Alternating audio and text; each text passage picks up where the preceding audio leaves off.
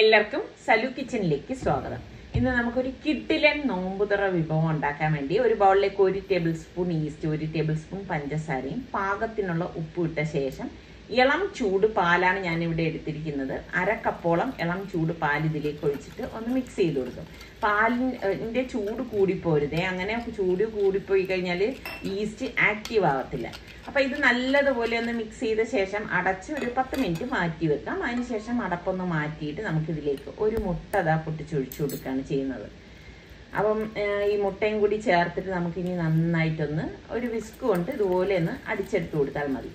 പിന്നെ ഇതിലേക്ക് നമ്മൾ മൈദയാണ് ചേർത്ത് കൊടുക്കുന്നത്. ഞാനിവിടെ 2.5 കപ്പ് മൈദയാണ് ചേർത്ത് കൊടുക്കുന്നത്. ഇപ്പം നിങ്ങൾക്ക് മൈദ വേണ്ട, ഗോതമ്പ് മാവ് മതി എന്നുണ്ടെങ്കിൽ അങ്ങനെയും ഉണ്ടാക്കാം കേട്ടോ. അപ്പം മൈദയും കൂടി ഇട്ട ശേഷം നമുക്കിനി ഇത് ഒന്ന് കുഴച്ചു കൊടുക്കാം. പിന്നെ കുഴച്ചു കൊടുക്കുന്ന അനുസരിച്ച് ഇപ്പം ഞാനിവിടെ 2.5 കപ്പ് മൈദ മാവല്ലേ ചേർത്തത്. കുഴച്ചു കൊടുക്കുമ്പോൾ നമുക്ക് വീണ്ടും മൈദ വേണമെന്ന് തോന്നുകയാണെങ്കിൽ ഇതിലേക്ക് ആഡ് ചെയ്ത് കൊടുക്കാം. അതൊന്നും പ്രശ്നമില്ല കേട്ടോ. ഇത് നല്ലതുപോലെ ഇതുപോലെ ഒന്ന് കുഴച്ചെടുത്തിട്ടുണ്ട്. ഇനി നമുക്ക് ഇതൊന്ന് റെസ്റ്റ് ചെയ്യാനായിട്ട് വെക്കണം. അപ്പം ഞാനിത് അടച്ച് ഒരു 1/2 മണിക്കൂർ മാറ്റി വെക്കാണ്.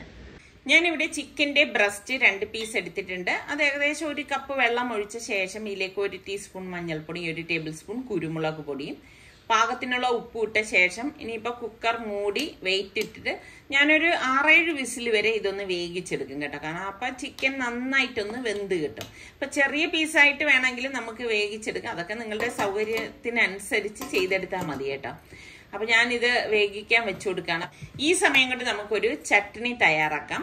അപ്പം അതിന് വേണ്ടി മിക്സിയുടെ ജാറിലേക്ക് ഞാനിവിടെ 1/2 കപ്പോളം തേങ്ങ ഇട്ട് കൊടുക്കുകയാണ്. പിന്നെ ഇതൊക്കെ നമ്മൾ എത്ര ക്വാണ്ടിറ്റി എടുക്കുന്നു അതിനനുസരിച്ച് ഇതിലൊക്കെ മാറ്റങ്ങൾ വരുത്താവുന്നതാണ് കേട്ടോ. പിന്നെ 1 കൈപ്പിടി മല്ലിയിലയും, ഒരു 5-6 പുതിന ഇലയും, പിന്നെ വേണ്ടത് പച്ചമുളകാണ്. എരിവിന് വേണ്ടിയിട്ടാണ് നമ്മൾ പച്ചമുളക് ചേർത്ത് കൊടുക്കുന്നത്. ഞാനിവിടെ അത്യാവശ്യം വലിപ്പമുള്ള 3 പച്ചമുളകും 1 വലിയ പീസ് ഇഞ്ചിയും ഇട്ട് കൊടുക്കുകയാണ് കേട്ടോ. ഈ എരിവൊക്കെ നിങ്ങളുടെ പാകത്തിനനുസരിച്ച് എടുത്താൽ മതി കേട്ടോ. പിന്നെ ഇതിലേക്ക് പാകത്തിനുള്ള ഉപ്പും കൂടി ഇട്ടിട്ട് വിനാഗിരി വേണം കേട്ടോ. ഇനി നാരങ്ങ ഉണ്ടെങ്കിൽ നാരങ്ങ നീര് ഒഴിച്ചു കൊടുത്താലും മതി. ഒരു ടേബിൾ സ്പൂണോളം വിനാഗിരി ഒഴിച്ചിട്ട് നമുക്കിത് കറക്കി അടിച്ചെടുക്കണം. ഒരു തുള്ളി വെള്ളം പോലും ചേർക്കരുത്. അങ്ങനെ ചേർത്ത് കഴിഞ്ഞാൽ ഈ ചട്നി അത്ര നന്നാവത്തില്ല കേട്ടോ. അപ്പോൾ ഇതാ നമ്മളുടെ ചട്നി റെഡി ആയിട്ടുണ്ട്. അത് ഞാൻ മാറ്റി വെച്ച ശേഷം സ്റ്റീം പോയ കുക്കർ ഓപ്പൺ ചെയ്യാണ്. നമ്മളുടെ ചിക്കനൊക്കെ കണ്ടോ പാകത്തിന് വെന്ത് വന്നിട്ടുണ്ട്. അപ്പോൾ അതിനെ ഒന്ന് ഷ്രെഡ് ചെയ്ത് എടുക്കണേ. അപ്പം നമ്മൾ കുഴച്ച് വെച്ച മാവ് നന്നായിട്ട് പൊങ്ങി വന്നിട്ട് അപ്പം ഞാൻ ആ അടപ്പൊന്ന് മാറ്റിയിട്ട് അതൊന്നും കൂടി ഒന്ന് കുഴച്ചു കൊടുക്കുകയാണ്.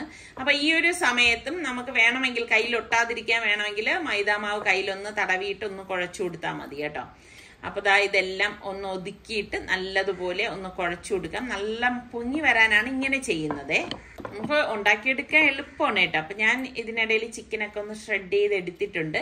ഇതിലേക്ക് ഞാനിവിടെ പിസ്സ പാസ്ത സോസാണ് ഒഴിച്ചു കൊടുക്കുന്നത്. ഇപ്പം ഈ ഒരു സോസ് നിങ്ങളുടെ കയ്യിൽ ഇല്ലാന്നുണ്ടെങ്കിൽ ടൊമാറ്റോ കെച്ചപ്പ് ആയാലും മതി കേട്ടോ. പിന്നെ വേണ്ടത് മയണൈസ് ആണ്. ഇത് 2 മസ്റ്റ് ആയിട്ട് വേണം കേട്ടോ. എങ്കിലും മാത്രമേ നല്ല ടേസ്റ്റ് ഒക്കെ ഉണ്ടാവത്തുള്ളൂ. അപ്പോൾ മയണൈസ് കുറച്ച് കൂടുതൽ ഇതിലേക്ക് ചേർക്കുകയാണെങ്കിൽ കുറച്ചുകൂടി നല്ലതാണ് കേട്ടോ. എന്നിട്ട് ഇതെല്ലാം ചേർത്തിട്ട് നമുക്ക് ഒന്ന് മിക്സ് ചെയ്ത് കൊടുക്കാം. ഇതിപ്പം നമുക്ക് കുറച്ച് ഡ്രൈ ആയിട്ടാണ് ഞാൻ ഇവിടെ എടുത്തിരിക്കുന്നത്. നിങ്ങൾക്ക് കൂടുതൽ വേണമെങ്കിൽ കൂടുതലും ചേർത്ത് കൊടുക്കാം. എനിക്ക് ഇത്രയും മാത്രം മതിയാവും. അതുകൊണ്ടാണ് ഞാൻ ഇങ്ങനെ എടുത്തത് കേട്ടോ. പിന്നെ പുഴുങ്ങിയ മുട്ട ഇതുപോലെ ഒന്ന് കട്ട് ചെയ്ത് എടുത്ത് വെച്ചേക്കണം. ഇനിയിപ്പം നമുക്ക് ഈ മാവ് ഒന്ന് പരത്തി കൊടുക്കാം. അപ്പം ടേബിൾ കൗണ്ടർ നന്നായിട്ടൊന്ന് കഴുകി തുടച്ച ശേഷം ഞാൻ കുറച്ച് മൈദാ മാവ് ഇതുപോലെ ഒന്ന് സ്പ്രിങ്കിൾ ചെയ്തിട്ട് നമ്മളുടെ ഈ മാവുണ്ടല്ലോ അത് ഒന്ന് പരത്തി കൊടുക്കുകയാണ് കേട്ടോ. അപ്പം ഈ നമ്മൾ കുഴച്ച് വെച്ച മാവിനെ 2 പോർഷനായിട്ടാണ് നമുക്കൊന്ന് പരത്തി എടുക്കാനുള്ളത് കേട്ടോ. അപ്പം എന്നിട്ട് എളുപ്പത്തിന് വേണ്ടിയിട്ട് റോളർ ഉപയോഗിച്ച് ഞാനൊന്ന് പരത്തി കൊടുക്കുകയാണ്. അപ്പം ഇന്നിപ്പോൾ കിച്ചണിലേക്ക് കയറിയത് തന്നെ കുറച്ച് താമസിച്ചു പോയി കേട്ടോ. അപ്പം സൽമാൻ ഇങ്ങനെ പറയുന്നുണ്ട് അവനൊന്ന് ഷോപ്പിങ്ങിന് പോകണം എന്നൊക്കെ എൻ്റെ അടുത്ത് വന്നൊന്ന് പറയുന്നുണ്ട്. അപ്പം ഞാൻ പറഞ്ഞു ഈ ജോലി ഒന്ന് ഒതുക്കിക്കോട്ടെ എന്ന്. ആ ഒരു പോർഷൻ ഞാനൊന്ന് മാറ്റിയിട്ട് അടുത്ത പോർഷനാണ് ഇതൊന്ന് പരത്തി കൊടുക്കുന്നത് കേട്ടോ. ഞാൻ പറഞ്ഞില്ലേ ഇത് നമുക്ക് ഉണ്ടാക്കിയെടുക്കാൻ വളരെ എളുപ്പമാണ്. കുട്ടികൾക്കല്ല വലിയവർക്കാണെങ്കിലും ഇഷ്ടപ്പെടുന്ന നല്ല ഒരു ഐറ്റം തന്നെ ആയിരിക്കും കേട്ടോ. അപ്പൊ ഇത് ഇങ്ങനെ മൈദാമാവ് ആയതുകൊണ്ടാണ് പരത്താൻ നമുക്ക് കുറച്ചൊരു ബുദ്ധിമുട്ട് വരും. കാരണം ഇത് വലിഞ്ഞ് ഇങ്ങനെ പോവുമല്ല. എന്നിട്ട് ഞാൻ ഒരു അടപ്പ് കൊണ്ട് ഇതിപ്പോൾ കട്ട് ചെയ്തെടുക്കണ്ട, ഇതുപോലെ ഈ ഒരു ഷേപ്പിൽ നമ്മൾ എടുക്കുകയാണ് ചെയ്യണത്. കാരണം ഇതിനുള്ളിലാണ് നമ്മൾ ഇനിയിപ്പോൾ ഫില്ലിംഗ് ഒക്കെ വെച്ചു കൊടുക്കുന്നത് കേട്ടോ. അപ്പം ഇതിനിടെ ക്യാമറ അങ്ങ് ഓഫായി പോയി. അപ്പം നമ്മുടെ ചിക്കൻ നമ്മൾ മയണൈസ് ഇട്ട് മിക്സ് ചെയ്തില്ലേ, ആ സംഭവമാണ് നമ്മൾ ഫസ്റ്റ് ലെയറിൽ ഇതുപോലെ വെച്ച് കൊടുക്കും. അതിന് മീതെ മുട്ട സ്ലൈസ് ചെയ്തത് കാരണം കുറച്ചൊന്ന് ഇതുപോലെ കട്ട് ചെയ്തിട്ട് അതും കൂടെ വെച്ച് കൊടുത്ത ശേഷം നമ്മുടെ ഈ ചട്നിയില്ലേ, ചമ്മന്തി, ആ സംഭവം നല്ലതുപോലെ ഇതിലേക്ക് അങ്ങ് ഫില്ല് ചെയ്ത് വെച്ച് കൊടുക്കും കേട്ടോ. അപ്പം ഇതുപോലെ വെച്ച് കൊടുത്ത ശേഷം ഇനി നമുക്ക് ബാക്കി നമ്മൾ ഒരു പോർഷൻ മാറ്റി വെച്ചില്ലേ, അതാണ് കേട്ടോ. അത് ദേ കൊണ്ടുവന്ന് ഞാൻ ഇങ്ങനെ കവർ ചെയ്തിട്ട് അടപ്പ് കൊണ്ട് ഒന്ന് കട്ട് ചെയ്തെടുക്കണേ. ഇതിനിടയിൽ ഒരു ഈച്ചേനെ വല്ലാതെ ഡിസ്റ്റർബ് ചെയ്യുന്നുണ്ട് കേട്ടോ. അപ്പം ഞാനിങ്ങനെ പറഞ്ഞപ്പോഴേക്ക് സൽമാൻ വന്ന് അതിനെ കശപ്പാക്കി.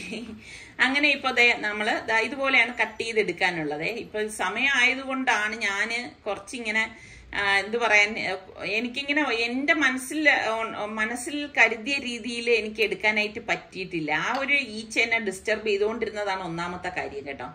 എന്തായാലും ഈ ഒരു രീതിയിൽ നമ്മൾ കട്ട് ചെയ്തെടുക്കണം. കട്ട് ചെയ്ത് ഞാനിപ്പോൾ കാണിച്ചു തരാം കേട്ടോ. ഇതുപോലെ എടുക്കണം. അപ്പോഴേ നമ്മുടെ സൽമാൻ വന്ന് വിളിച്ചിട്ട് പിന്നെ ഞാൻ അത് അവിടെ വച്ചു, കവർ ചെയ്ത് വെച്ച ശേഷം റെഡിയായി വന്നപ്പോഴേക്ക് നമ്മുടെ സനമോളെ, നമ്മുടെ റിച്ചുമോനാണ് റെഡിയാക്കിയൊക്കെ എടുക്കുന്നുണ്ട്. റിച്ചുമോനാണെങ്കിൽ സനമോളെ ഒരുക്കണം, എന്തൊക്കെ ചെയ്യണമെന്ന് അറിയില്ല. ആ തലയിലിരിക്കുന്ന സാധനം കണ്ടോ, ഹെയർ ബോ. ഞാൻ പറഞ്ഞു മോനെ അതിൻ്റെ ഒന്നും ആവശ്യമില്ല എന്ന് പറഞ്ഞിട്ടില്ല, അവനത് അവൾക്ക് വെച്ചു കൊടുക്കണം. അപ്പം അവസാനം ഞാൻ അതിനെ ഊരി മാറ്റി. കാരണം ഈ ചൂടത്ത് നമ്മൾ ചുമ്മാ കുഞ്ഞിനായിട്ട് ബുദ്ധിമുട്ടിക്കുന്നത്. അപ്പം ഞാൻ പറഞ്ഞു മോനെ ലൈറ്റ് ആയിട്ടുള്ള അവൾക്ക് ഡ്രസ്സ് ഇടാന്ന് പറഞ്ഞപ്പോൾ ഇല്ല, അവൾക്ക് ഈ സ്കേർട്ടും ഈ ടോപ്പും തന്നെ അവൻ ഇട്ട് കൊടുക്കണം. പിന്നെ ഇത് ഈ പറഞ്ഞ മാതിരി നമ്മൾ എന്തെങ്കിലും പറഞ്ഞു കഴിഞ്ഞാൽ പിന്നെ റിച്ചുവിന് ഭയങ്കര പിണക്കമാണ് കേട്ടാ. സനയെ കുറിച്ച് നമ്മൾ അവൻ്റെ അടുത്ത് ഒന്നും പറയാൻ പാടില്ല, അവന്റെ ഇഷ്ടത്തിന് അവളെ ഒരുക്കണം. അങ്ങനെയൊക്കെയാണ്. ഇവിടെ വന്നു കഴിഞ്ഞാൽ ഇങ്ങനെ തന്നെ സന സന സന എന്ന് പറഞ്ഞ് നടക്കും കേട്ടാ. അവന്റെ ഇഷ്ടം കൊണ്ട് ഇങ്ങനെ ഓരോ കാര്യങ്ങൾ ചെയ്യുന്നതാണ്. ഞാൻ പറയും മോനെ അവൾക്ക് ചിലപ്പോൾ അത് ഇഷ്ടപ്പെടണം എന്നൊന്നുമില്ല. കണ്ടാ ബെഡിന്റെ അവിടെ ഒന്ന് കുളിക്കുന്നതൊക്കെ നോക്കിക്കുക, അവൻ ഇങ്ങനെ അങ്ങ് നിന്നങ്ങ് കളിപ്പിക്കുവാണ്. അവൾ ഇതൊക്കെ കണ്ട് കൊച്ചാപ്പായെ നോക്കി അന്തം വിട്ട് നിൽക്കുകയാണ്. അങ്ങനെ നമ്മൾ ഒരുങ്ങി ഇറങ്ങി. സനമോൾക്ക് വെളിയിലൊക്കെ പോകണം ഭയങ്കര ഇഷ്ടമാണ് കേട്ടാ.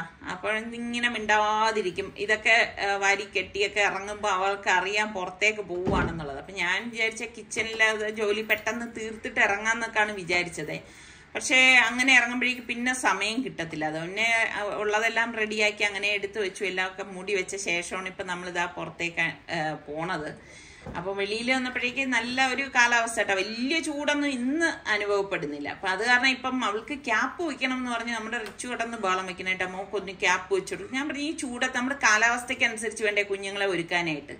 സോക്സ് ഇട്ട് കൊടുക്കുക, അത് ഇത് ചെയ്യും, ഇങ്ങനെയൊക്കെ പറഞ്ഞുകൊണ്ടേ ഇരിക്കുകയാണ് കേട്ടോ. ഞാൻ പറഞ്ഞു മോനെ അവൾക്ക് ചൂടെടുക്കുക, നമ്മളെ പോലെ തന്നെയല്ലേ അവള്. അങ്ങനെ ഇപ്പൊ വണ്ടി കയറിയപ്പോ ആള് ഹാപ്പി. ടയർ കാറ്റ് ഉറന്നു തോന്നി. ഇന്നലെ എനിക്ക് അതേപോലെ തോന്നിയാണ്. അപ്പൊ ചെക്ക് ചെയ്യാം. കുറവുണ്ടോ അവിടെ? കുറച്ച് ഓടൂലേ? മുമ്പിലോട്ട് നീക്കിയിട്. ഇറങ്ങണോ? വേണ്ട.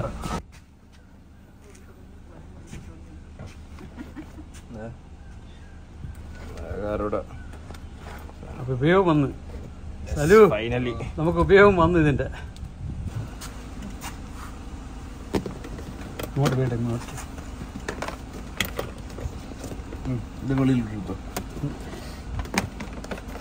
അത് ഓണാക്കുമ്പോ ഒന്ന് ഓണാക്കി നോക്കണേ.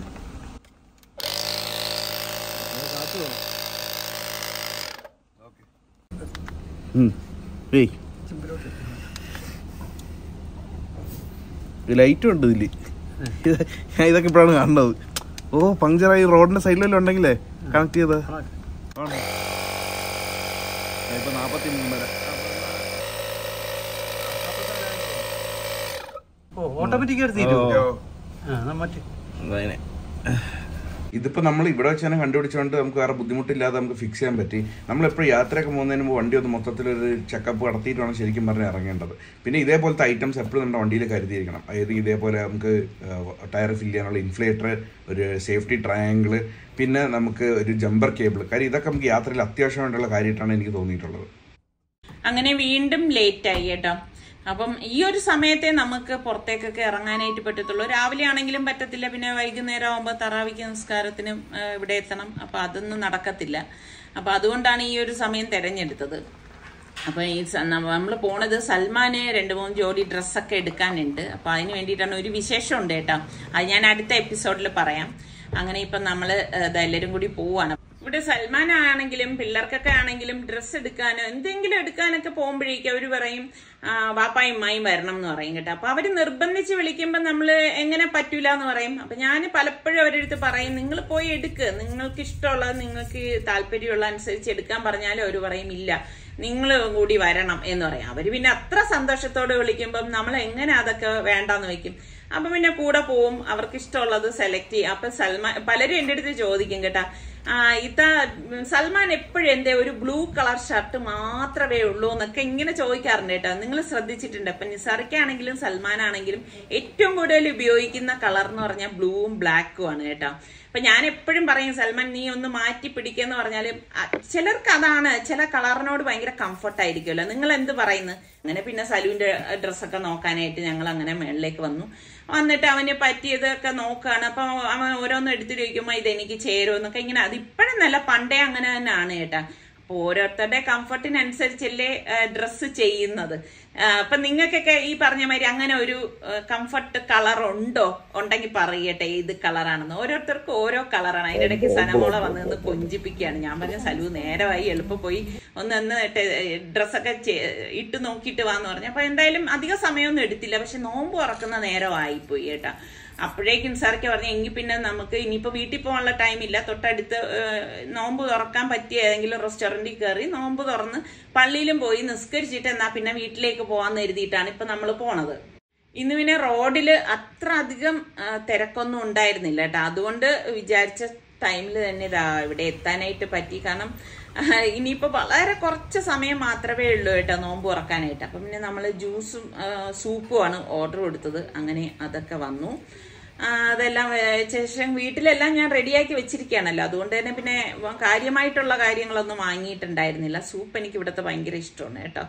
അടിപൊളി സൂപ്പാണ്. അപ്പൊ നോമ്പാണെങ്കിലും സൂപ്പ് കുടിക്കുമ്പോൾ നമുക്ക് നല്ലൊരു എനർജി കിട്ടുമല്ലോ. അപ്പൊ അത് കഴിഞ്ഞ ശേഷം ഇനിയിപ്പോ നേരെ പള്ളിയിലേക്ക് പോകണം. പള്ളിയിൽ പോയിട്ട് നിസ്കരിച്ചിട്ട് വേറെ പിന്നെ പരിപാടികളൊന്നും ഇല്ല കേട്ടോ. കാരണം നിസാറിക്കാക്ക് തറാവി തുടങ്ങുന്നതിന് മുമ്പ് തന്നെ നിസാറിക്കാക്കെന്നല്ല ഇവർക്ക് വീട്ടിലെത്തണം. അപ്പം അത് വൈകാൻ പാടില്ലല്ലോ. അപ്പൊ അങ്ങനെ തിരിച്ച് വരുമ്പോഴേക്കും അങ്ങനെ റഷൊന്നും ഇല്ല. ഇന്ന് അവധി ആയതുകൊണ്ടായിരിക്കാം ഇത്ര അധികം റഷൊന്നും ഇല്ലാത്തത് കേട്ടോ. അപ്പൊ വീട്ടിൽ വന്നു കഴിഞ്ഞ ശേഷം പിന്നെ ഞാൻ നമ്മളുടെ കിച്ചണിലേക്ക് വന്നു. നമ്മളുടെ ആഹാരം ഉണ്ടാക്കണമല്ലോ. അപ്പൊ ഞാൻ ഇതാ ഒരു ഇരുമ്പച്ചട്ടി അടുപ്പത്തേക്ക് വെച്ച് എണ്ണ ഒഴിച്ച് എണ്ണ ഒന്ന് ചൂടാവുമ്പോഴേക്കും നമ്മൾ ഉണ്ടാക്കി വെച്ചിരിക്കുന്ന സംഭവം ഉണ്ടല്ലോ, ഇതാ എണ്ണയിലേക്ക് ഇട്ട് കൊടുക്കുകയാണ്. ഇട്ട് കൊടുത്തിട്ട് ഫ്ലെയിം ഒന്ന് കുറച്ച് വെച്ചിട്ട് വേണം നമ്മളിത് തിരിച്ച് മറിച്ച് വിട്ട് ഒന്ന് ഫ്രൈ ചെയ്തെടുക്കാനുള്ളത് കേട്ടോ. നല്ല അടിപൊളി ടേസ്റ്റി ആയിട്ടുള്ളൊരു സ്നാക്കാണ്. സ്നാക്കായിട്ടോ അതല്ല നമുക്ക് ഡിന്നറായിട്ടോ ഒക്കെ കഴിക്കാൻ ഒരു സംഭവമാണ്. കാരണം നല്ല ഹെവിയാണ് ഈ സംഭവം. നമ്മൾക്ക് കറികളുടെ ഒന്നിന്റെയും ആവശ്യമില്ല. അപ്പൊ നല്ല ഒരു ഗോൾഡൻ കളർ വരെ നമ്മൾ ഇതൊന്ന് ഫ്രൈ ചെയ്തെടുക്കണം. വളരെ സോഫ്റ്റ് ആയിട്ടുള്ള ഒരു ബന്നാണ് കേട്ടോ. അപ്പൊ ഈ ഒരു ബന്ന് തയ്യാറാക്കാത്തവര് തയ്യാറാക്കി നോക്കണം. നോക്കിയിട്ട് എനിക്ക് ഫീഡ്ബാക്ക് കൂടെ തരണം. പിന്നെ നിങ്ങൾക്ക് ഇഷ്ടമുള്ള ഫില്ലിംഗ് ഇതിനുള്ളിലേക്ക് വെച്ചു കൊടുക്കാം കേട്ടോ. ഇതുപോലെ കുറച്ചധികം ഫില്ലിംഗ് ഒക്കെ വെച്ചു കൊടുക്കണമെങ്കിൽ ഒരെണ്ണം കഴിക്കുമ്പോൾ തന്നെ വയറ് നല്ല സൂപ്പറായിട്ട് നിറഞ്ഞിരിക്കും കേട്ടോ. അപ്പം നിങ്ങൾക്ക് ഇഷ്ടമായിട്ടുണ്ടെങ്കിൽ ലൈക്ക് ചെയ്യാനും ഷെയർ ചെയ്യാനും ഒന്നും മറന്നു പോരുത്. അതുപോലെ തന്നെ നമ്മളുടെ ചാനൽ കണ്ടുകൊണ്ടിരിക്കുന്നവരിൽ സബ്സ്ക്രൈബ് ചെയ്യാത്ത കാണുന്ന ആരെങ്കിലും ഒക്കെ ഉണ്ടെങ്കിലേ നിങ്ങൾക്ക് ഇഷ്ടപ്പെടുകയാണെങ്കിൽ നിങ്ങളൊന്ന് സബ്സ്ക്രൈബ് ചെയ്തേക്കണം. അതുപോലെ തന്നെ ഇഷ്ടപ്പെടുന്ന റെസിപ്പീസ് ഒക്കെ ഉണ്ടെങ്കിൽ നിങ്ങളുടെ ഫ്രണ്ട്സിനൊക്കെ അതിന്റെ ലിങ്ക് ഒന്ന് ഷെയർ ചെയ്ത് കൊടുക്കുകയും കൂടി വേണം കേട്ടോ. അപ്പൊ ഞാൻ എന്താ ഫ്രൈ ആയത് ഞാൻ എന്താ എടുത്ത് ഇതുപോലെ ഒന്ന് മാറ്റി വെക്കാണ്. ഒട്ടും എണ്ണ കുടിക്കത്തില്ല കേട്ടോ. അപ്പൊ നിങ്ങൾ ട്രൈ ചെയ്ത് നോക്ക്. അപ്പൊ ഇതുപോലൊക്കെ എല്ലാം അടിപൊളി ഇഫ്താർ റെസിപ്പികൾ ഞാൻ മുൻപ് നമ്മളുടെ സലു കിച്ചൻ ഇഫ്താർ റെസിപ്പീസ് എന്നൊക്കെ പറഞ്ഞ് നിങ്ങൾ സെർച്ച് ചെയ്ത് കഴിഞ്ഞാൽ തന്നെ ഒരുപാട് റെസിപ്പികൾസ് നിങ്ങൾക്ക് കിട്ടും കേട്ടോ. അപ്പൊ നിങ്ങളൊന്ന് സെർച്ച് ചെയ്ത് കണ്ടു നോക്കുക. അപ്പൊ ഞാനിത് അടുത്ത ബാച്ച് ഇതുപോലെ ഒന്ന് ഫ്രൈ ചെയ്തെടുക്കുകയാണ്. ഇത് ഉറപ്പായിട്ടും നിങ്ങളൊന്ന് ട്രൈ ചെയ്ത് നോക്കിയിട്ട് ഫീഡ്ബാക്ക് തരണം. കുട്ടികൾക്കൊക്കെ ഇഷ്ടപ്പെടുന്ന ഒരു കിഡിലൻ ഐറ്റം തന്നെ ആയിരിക്കും ഈ ഒരു ബന്നെന്ന് പറയുന്നത് കേട്ടോ. അപ്പൊ ഞാനിത് ഫ്രൈ ചെയ്ത് കഴിഞ്ഞപ്പോഴേക്ക് നമ്മളുടെ റിച്ചുവിനെ വിളിച്ചിട്ട് ഞാൻ പറഞ്ഞു ഇതൊന്ന് കഴിച്ചു നോക്കിയിട്ട് ടേസ്റ്റ് പറ മോനെ എന്ന് പറഞ്ഞപ്പോഴേക്ക് അവൻ നോക്കാണ്.